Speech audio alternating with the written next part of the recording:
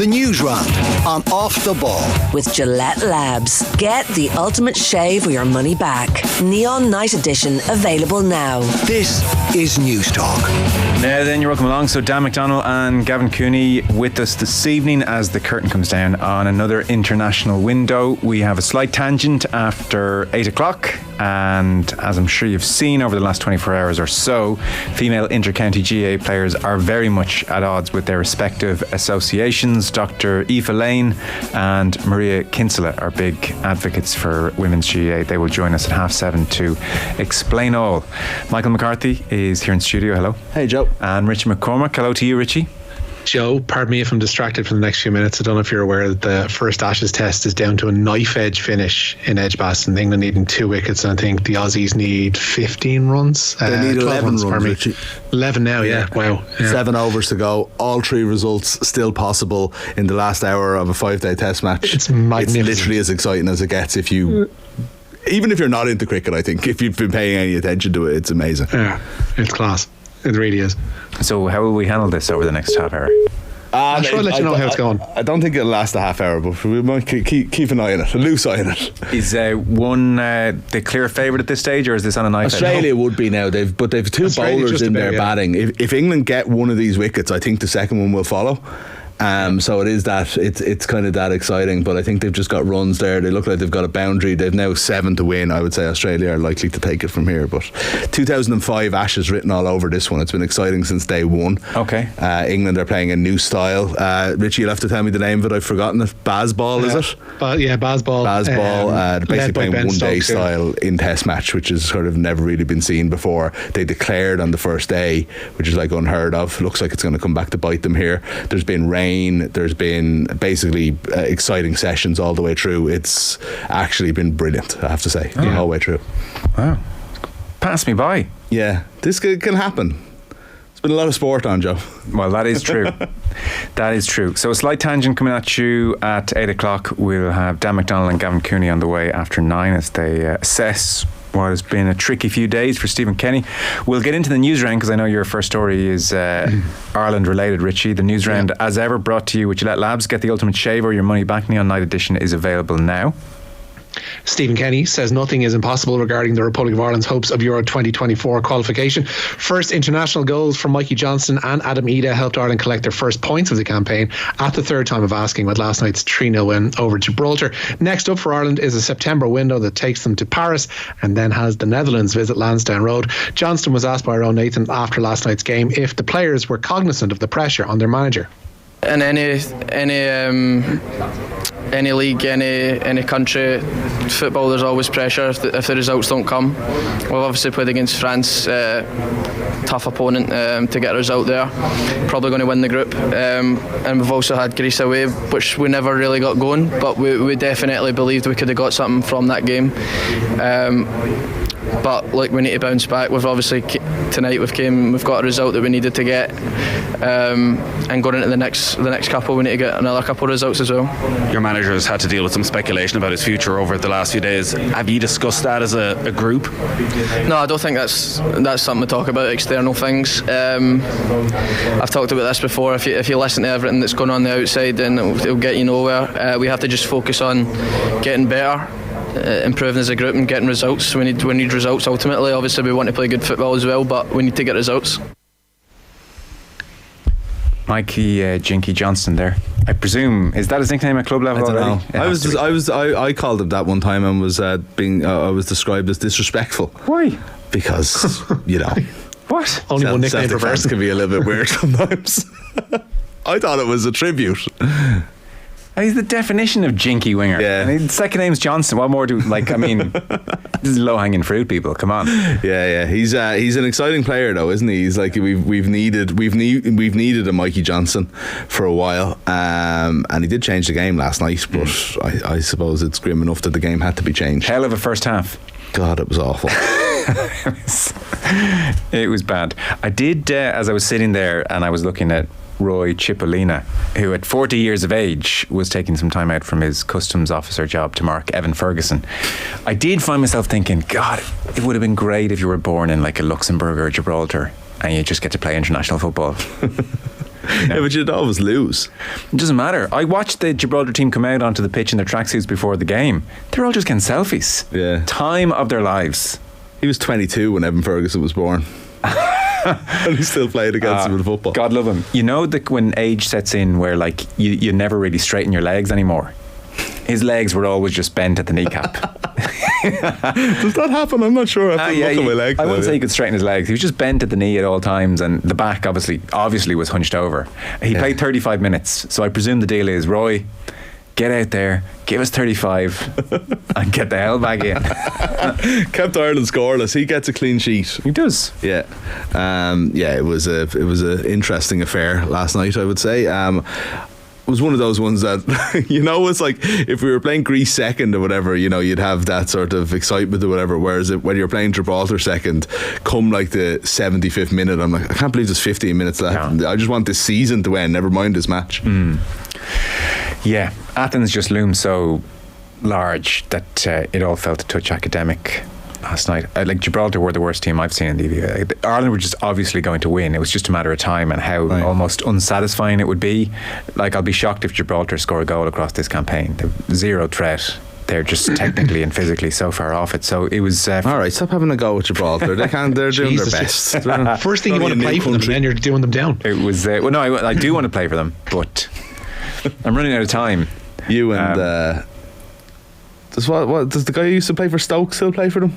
Danny Higginbottom, yeah. No. Yeah, but like, so was your man playing centre half. You can't have Danny Higginbottom and Roy Cipollina playing the centre defence. You just can't. Combined age of 90. So it's grim, but Athens still looming large, Richie. This feels like pretty close to fatal blow for Stephen Kenny. We'll talk a bit more with Dan and Gavin Cooney on the football show. What are your observations on the last couple of days? I'm tired, Joe, if I'm being honest. It feels like a cyclical conversation that's a 1 or 2 conversation pretty constantly for every international window. And there is no hope for massive improvement, and there is no hope for qualification generally anyway. So I think you just kind of need to lean into the madness a little bit and take the victories where they come, and take the individual performances and individual landmarks like Adam Ida's first goal and Mikey Johnson's first goal and the performances that came with them in the second half, and just lean into it, because the change in manager that people want, that they like having their minds out there if they think they're going to get rid of Stephen Kenny, does not exist. And I think Dan and Gavin touch on that a little bit with yourself, particularly for the money that is or rather isn't available to the FAI. The calibre of manager that would require an uptick in performances as dramatically as people think might happen just isn't going to happen. International football is not the pinnacle of football anymore anyway, and we are probably where we are in the group deservedly. So you just kind of have to accept and move on a little bit. But the general mood music around the whole thing is this cyclical, decent result, poor result. Just should he go, should he stay? It's exhausting more than anything else at this stage, really is. This one feels a touch more beginning of the end, I would say. Yeah, I'd say like so. on Friday night, it felt like the ground, the solid ground was starting to crumble away from beneath Kenny's feet. But then you look what Greece did last night in Paris.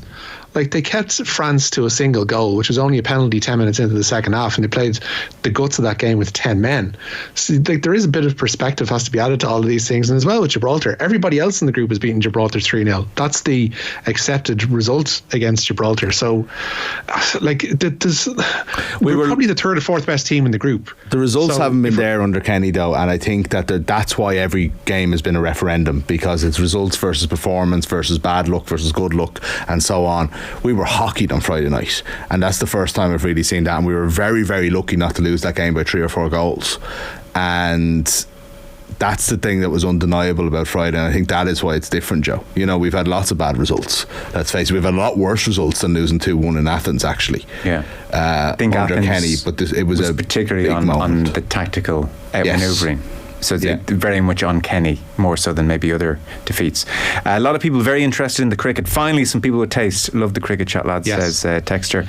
And Stephen says, is there any chance of keeping the cricket updates coming, lads? Not near TV. So the entire Ashes is coming down to the next several minutes. Well, the entire first test of the 5 test Ashes. For God's sake. Well, sure, each test matters in its own right. Who cares? The first of 5. Well, this is Birmingham's only one. Yeah. Stephen, check your phone. You could have 4 more rained off. This could ultimately be decisive, Joe. 4 more before wrestling draws, or could end up in rain. Yeah, you could end up with 4 draws.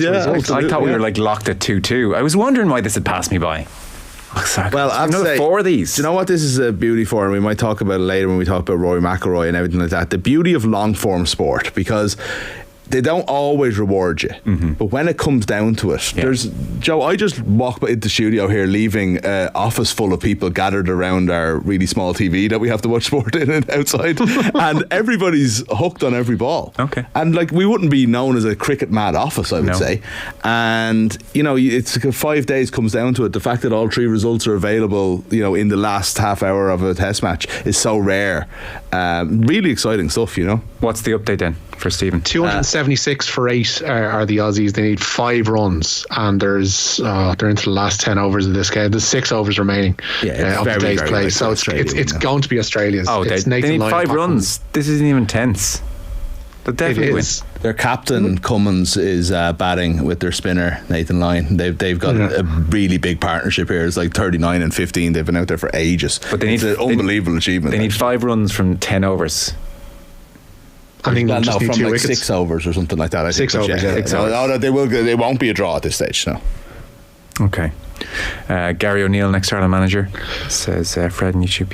Gary O'Neill being sacked, by the way, it was one of those busy sports days, and then we were doing the live show. It was just, there was a load of Gary O'Neill being sacked just seems like the world is unfair. It's probably Bournemouth doing the right thing ultimately and bringing in a manager that they had their eye on, and it was an appointment, but it just seems like he did an unbelievable job. Big time. Is it a results business or not? I don't know. Sometimes they lost their last 4, so they were safe though. That happens to every team like that. Yeah, but that happened. That kind of momentum carries over to the next season. I've seen it so often where teams are mathematically safe, 2-3 games to go. They are on a run of defeats, and it's just it happens. It's carried over so many times. Arthur O'D just said in my ear he has no proof of that. I 100% do. I guess though, if they saw enough potential there, let's back him over the summer, and I think he might warrant the benefit of the doubt. It was a squad that wasn't necessarily good enough to stay up as well. It's not as if they were he came it was a squad that was marked down 20th. Let's move on. Scott Parker basically said, "Look, we're terrible. We're going down. This is the worst squad in They probably made a history. good decision to get rid of him, but Scott Parker just didn't imbue the side with much belief, they felt. Very well, Scott Parker managed in the Champions League last year, Joe, so let's not forget that in the last season. That is true. No flies on Scott. So Scotland are playing this evening. Yeah, they are indeed. They can extend their unbeaten run in competitive games to 8 tonight. The last team to beat them competitively were, of course, Ireland. Steve Clark's side hold a 100% record in the Euro qualifying Group A. That's ahead of the visit of Georgia to Hamlin Park. Kickoff there is in half an hour's time. Lads, you should get Don Deasy on for the next slight tangent. It would be ratings gold. Might not be allowed on pre-Watershed though, says Mick and Cork. Well, he was on OTB AM this morning, and I think he cursed every second word for about a 7-minute segment, so I don't know if our beat button is quite up to the task. If you're not familiar with Don Deasy, Aisling O'Reilly was outside the Aviva Stadium last night, just stopping the punters on the way in, getting a feel for the vibe out there, the mood music. Don Deasy, I think, has given the greatest Vox Pop interview maybe of all time. Possibly. It's going to be hard to beat. It's very hard to beat, and it's on our social channels. I could try and do it justice now. That would be churlish and pointless. In fact, let's just play Don Deasy out at some stage over the next 2.5 hours. Yeah, we can do that. And so the lads had him on this morning for cursing on AM, and lightning did indeed strike twice. Don Deasy gave the greatest interview I've ever heard on Off the Ball this morning. So he would be ready to just hand over the last hour of the show to him altogether. Yeah. What was the thing he was saying about, or his wife said to someone in the street? Oh, he went he was like... to talk in the jar this morning. Did you hear it? Yeah, I did, yeah. They stopped and someone said, "Are you married to that madman?" That lunatic, yeah. And she's she said, "Do you know what though? He still makes me laugh." She said, "He still makes me laugh in bed."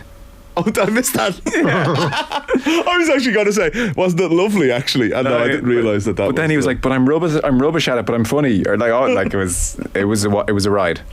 No pun intended.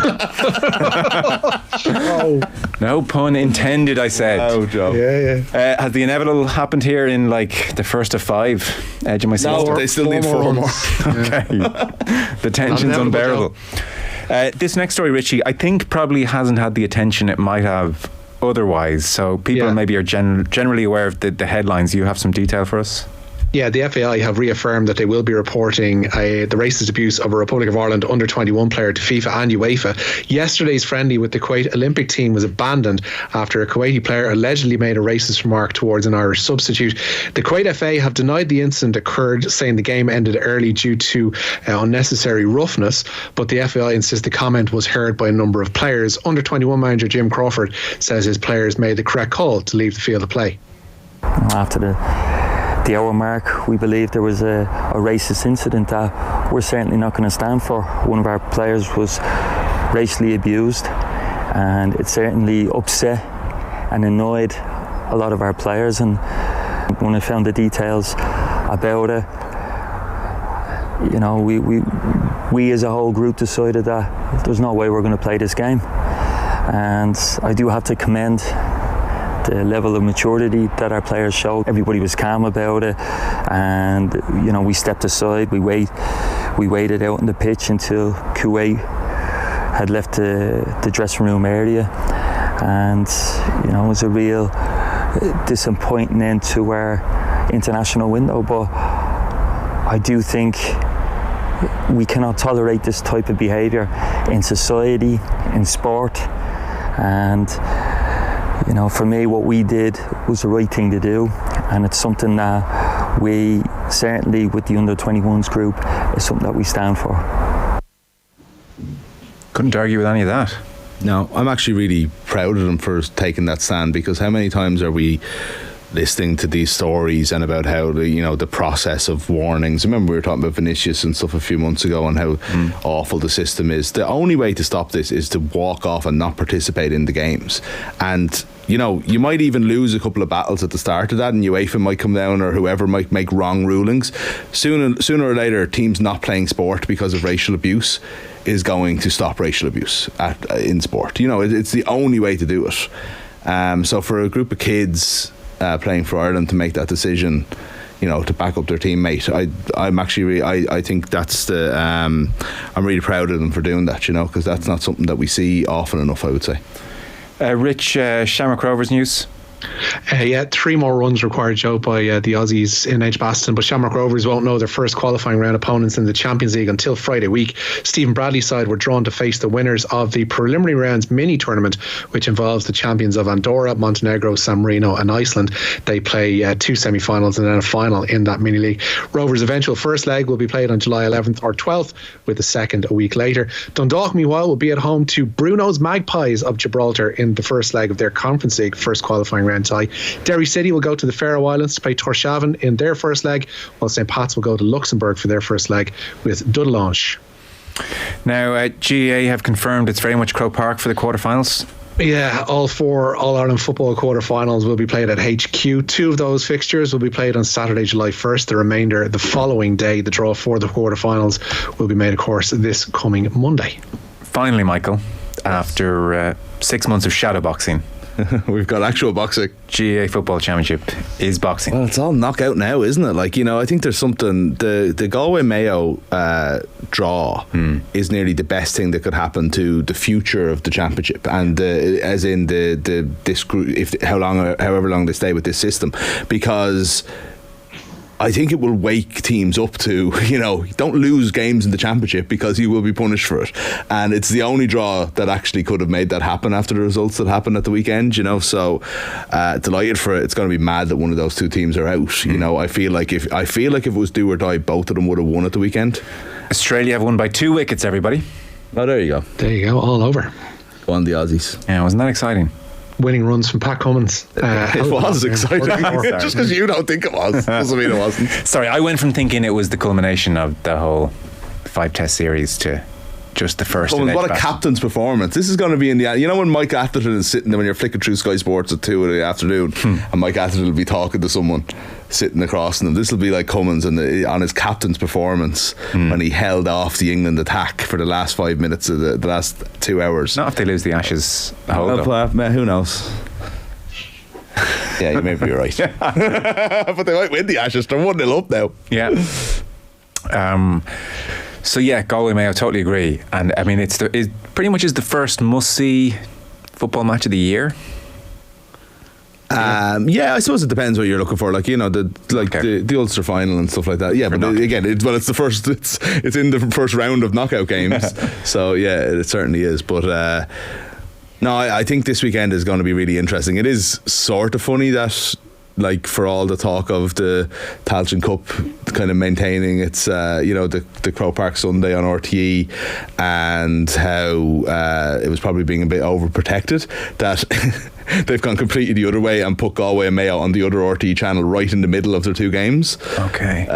So Sunday was meant to be very much the preserve of the Tailteann Cup on RTE. So initially the master fixture list had all 6 All-Ireland Championship games, the hurling and the football, all down for Saturday, with the 2 Tailteann Cup games on Sunday. Hurling was going to be on RT on Saturday, the Tailteann Cup on Sunday, with GEA Go likely getting, if not all the games, then all the televised games. I was not 100% sure how it works. It's kind of disputed, but I think they were all supposed to be on GEA Go. When Galway Mayo happened, the decision came out that it was basically a bonus game in RT's coverage or rights deal, the 31 games. Do you think there was a degree across that in terms of the crossover between the GEA Go board and the power brokers at RTE? If we don't have Galway Mayo on television, all hell's going to break loose again. It felt like there was definitely a decision made that based on this being too big a game, and also they couldn't put it on Saturday realistically because Galway are playing Tipperary in the hurling quarter final, so it almost had to move to Sunday. Okay. So then, like, just for them to put it on there sort of 3 o'clock in the right in the middle of those 2 Tailteann Cup games and on RTE, it's just interesting. And like, I mean, I don't know if now is the time to go into it, but there's an interesting conversation to be had in the fact that you've got the GEA, the GEA, RTE and GEA Go, which is RTE and the GEA, almost operating as 3 entities when in fact they're 2 organisations, and how those deals work and so on and so forth. It might be one worth talking about some other time, but if you paid your 80 quid for GEA Go for exclusive games, one of the reasons might have been for the big preliminary quarterfinals. Yeah. No, I think it's much better than it is on terrestrial TV, to be honest. I'm not arguing the other point, but yeah. Mick McCarthy calls for Mayo Galway to be behind the paywall. I paid my 80 quid. I deserve preferential treatment. No, not at all. Chelsea just got exactly what they need, Richie, which is another player to hang around the training ground. Absolutely. Although, to be fair, they do need strikers, so. They do. They have confirmed the arrival of striker Christopher Nkunku from RB Leipzig. This had been mooted for quite some time. The France international has signed a 6-year contract at Stamford Bridge after the Blues triggered his €60 million release clause. Nkunku scored 16 goals and provided 6 assists in the Bundesliga in the season just ended. Lads, did you cover Leona Maguire's insane back 9 and win? I missed the show yesterday, says Jim. Jim, yesterday we were bringing you the Republic of Ireland against Gibraltar live, and that was just too electric to deviate from. So we didn't really touch on Leona's insane back unbelievable and win. There should be like a Christie Senior at Royal Dublin plaque for what she did at this golf course. Really? Well, like in the last 6 holes she had 4 birdies and an eagle. Incredible. To win a tournament. Yeah. It's pretty tasty. Rory could have done with that. Will you stop now? Come on. He could have done 1 birdie. Birdie since the first hole, yeah. Interestingly, she was talking afterwards and she was paying tribute to Padraig Harrington, who spent time with her last summer and taught her a few little chip shots and shots around the greens. Oh, cool. Came in very handy. So she said, I'm going to have to catch up with Padraig again very soon, which I thought was really interesting. Brilliant. Solheim Cup year? Yes, and Ryder Cup year. Yeah, I know, but... And she will be... sorry, yes. Probably Europe's best player. Yeah. Which is kind of mad, really. It is, yeah. So she's a 2-time winner now. Would she have a chance now? Would you be saying like she has a chance at a major? Yeah, if it wasn't stupid long. I think she wouldn't be the longest player. Okay. But does she have a chance, and does she have a winning edge, and would the others now not like to see her lurking there on a Sunday with 9 holes to go? Yeah, I think she has that now. Okay. So it's very exciting. Step, yeah. In the Greek game, the Greeks, both times they scored, decided to stop attacking and defaulted to defending. They could have hammered us if they kept attacking. I mean, that we went in 1-1 at half time was a miracle. This is the first time, I think, that Ireland under Stephen Kenny had got more than they deserved. Yeah, absolutely. Yeah. It could have been very ugly. And I think we'll get into it with Dan and Gavin, but perhaps the biggest reason maybe that people have lost faith in management on the back of Athens is that situation was unfolding. The formation was clearly not working. It was gifting the game to the Greek fullbacks, and there wasn't a change until half time. Yeah. But for a bit of luck, Ireland could have been, out of the game completely by half time, and that would have been very much on management. So that lack of in-game managing of the situation from the sideline, it just doesn't bode well for the future. It was also one that needed to be recognised. It was, as you said, it needed to be recognised on the pitch and changed immediately, but it was also a predictable problem, and that's what is as worrying to me is, I don't know too much about Greece or how they play, and I'm not a whiz kid on formations and how the space is filled on a pitch in the way that people really, really are these days. But I still knew that formation just didn't make sense in an away game against a team like that. It just didn't. It just left the midfield completely bereft, So, so strange, and that's what a kind of a camp in Turkey over however long, the longest he's ever had the players together, that's what it produced. It's just a very strange situation. One text in, something we might come back to as clock comes against us. The current All-Ireland structure makes it impossible for fans to plan ahead. Previously, you knew if you won, you'd be playing on a certain date. We won't know quarter-final day for next weekend until Monday morning, therefore impossible to plan with work, etc. is an anonymous text. It'll be on Saturday and Sunday. There'll be 2 games Saturday, 2 games Sunday. So you might know what day your team is that playing. True? I think quarterfinals were always kind of only announced. Maybe there was 2 weeks ahead instead of 1 week. It's all back to back now, but just there's not a huge amount you can do about it. Maybe the 4 teams could be assigned their days now. The 4 teams that are already through, but the other teams still wouldn't know. Yeah, look, I take the point, Texter. I suppose when you say it's impossible to plan work, etc., I guess the majority of people are off on Saturdays and Sundays. I'm not one of them, so I would share your sympathy, but I guess there's a sense that 5-6 days, when you have a vague idea it'll be Saturday or Sunday, and it's in Croke Park. I mean, the quarterfinals are probably one of the least problematic issue of all of the there's a lot of you're at the back of the queue if we're talking championship structures issues. The fixtures didn't come out yesterday until nearly 2-3 o'clock, late enough anyway, definitely mid-afternoon by the time they got everything out yesterday. That is late for games that are on Saturday. No, fair point. We are out of time. Richie McCormack, as ever, thank you very much. Nice, lads. Cheers, Michael. We'll see you back for a slight tangent.